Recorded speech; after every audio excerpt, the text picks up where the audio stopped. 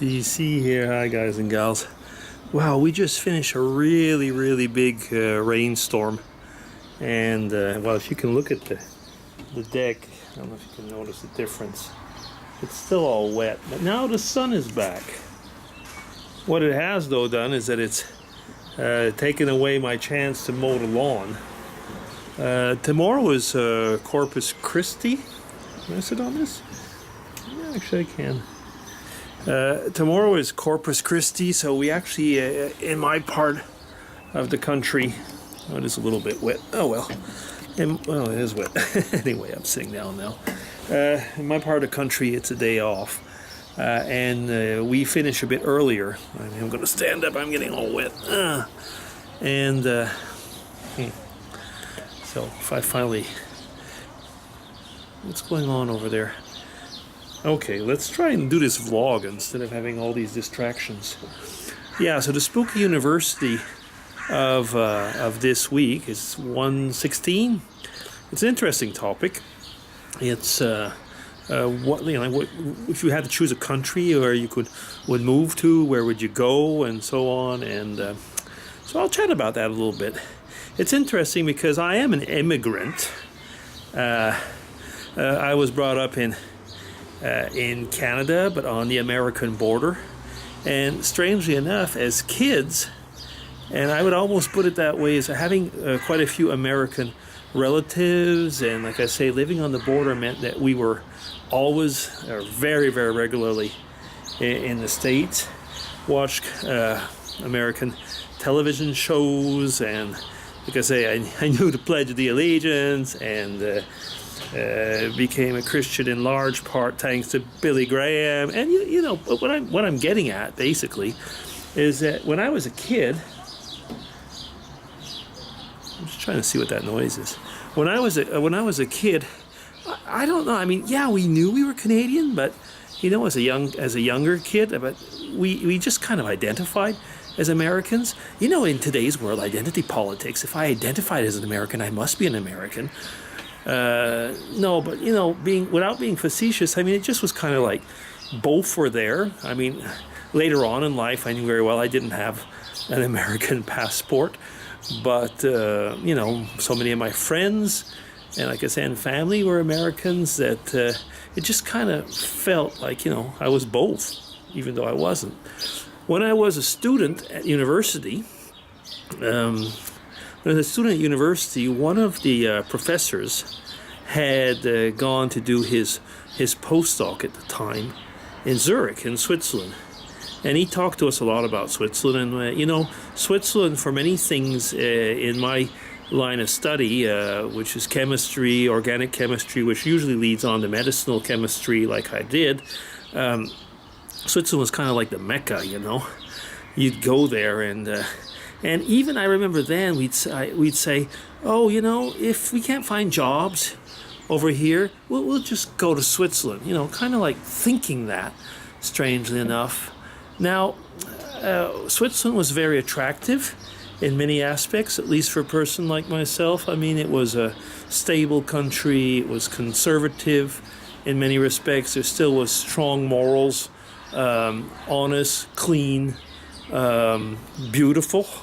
There was everything there. I mean, from the only thing that Switzerland doesn't have basically is a seaside, but it has nice lakes. It's got wonderful, wonderful mountains, and you know, just basically there's also castles if you want, and so on.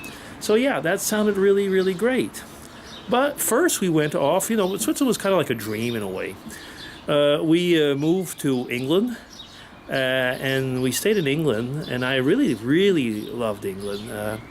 We had great friends there as well, but you know, you kind of wonder, could I live there? I probably didn't think I could live there. Albeit if I had to, I would have. But, and because, you know, just for so many things. I mean, it's just beautiful, and things change. You're thinking in Canada and in the States, sometimes you have to go very long distances before you get really big changes in scenery. In Europe, it's different in that respect. Then we moved to Switzerland, and we did fall in love with Switzerland pretty quickly, I must say. and it was living up to what we were hoping. I mean, as a society and everything.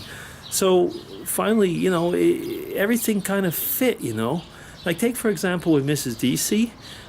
She after we had the kids, she was a stay-at-home mom, but then after we had the kids, she just went back and did a nursing degree, which would have been close to impossible to have done if we'd have stayed on living in Quebec.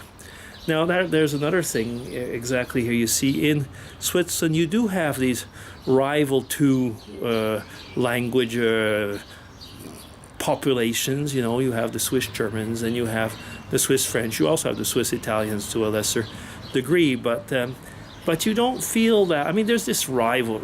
Yeah, there is a rivalry, but I mean, you don't feel almost something that's sometimes almost close to hatred at one point, at least when I was living in Quebec. So that was really nice to be able to live like that here. Yeah, it gave me the chance, I mean, really to develop, and the family felt really at ease here. So it was the country for us. Now, after being here now for more than half of our lives, so basically, I mean, like I'm saying, we've left Canada for 33 years now. Yeah, 33 years that we've left Canada. So in a way, I can almost now say, talking like if I was living in Switzerland, as I am, and I am Swiss, where would I go off? And I bet a lot of you would know where I'd say. I'd say I'd go to Ireland. Ireland has, again, all that beautiful countryside. It has music. It has such friendly people. That's probably one of the main things I find, aside from the joie de vivre, is that's exactly it. The people are just so friendly there. So that would be that would be a second option. Some would probably ask me, wouldn't you go back to live in Canada? No, I wouldn't, actually, not anymore. I really don't feel it's the country of my ancestors. It's the country of my parents and my brothers and sisters, but in a way it's not mine anymore. Sad, but the truth. Anyway, so I guess that kind of answers some of the questions. It does bring on probably another vlog that one day that I'll talk about is identities and identity politics and so on. But, you know, I'll have to really sit down and get really mean and ornery to start that one. And I don't want to do that now. Okay, so that's going to be my take for SpookyUniversity 116. Thanks again, Claire, for a great channel and for great topics. Take care, everybody. Bye-bye. DC signing off.